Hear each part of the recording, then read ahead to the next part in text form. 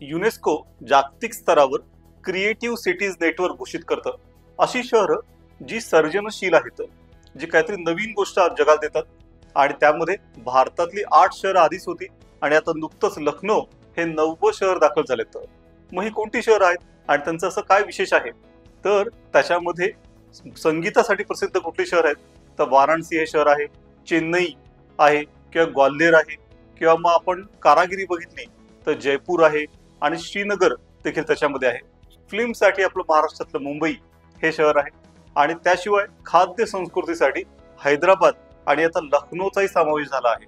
लखनौमध्ये अवधी मिजाज आहे, नवाबी थाट आहे आणि त्याच्यामध्ये मग मक्खन मलाई आहे किंवा मग शिरमल नावाची रोटी असते ती आहे. अगदी गोलगप्पे जे आहेत किंवा मग दम पुख्त या पद्धतीने तयार केली बिर्याणी ही सुद्धा प्रसिद्ध आहे.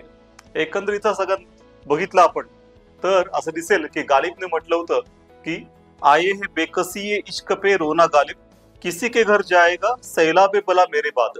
तसे हे खवय्ये म्हणतात की माझ्या मृत्यूनंतर हे सगळं खाणं कोणाला मिळणार आहे बरं? किसके घर जाएगा सैलाबे बया मेरे बाद. बघूयात कोणाला मिळतं.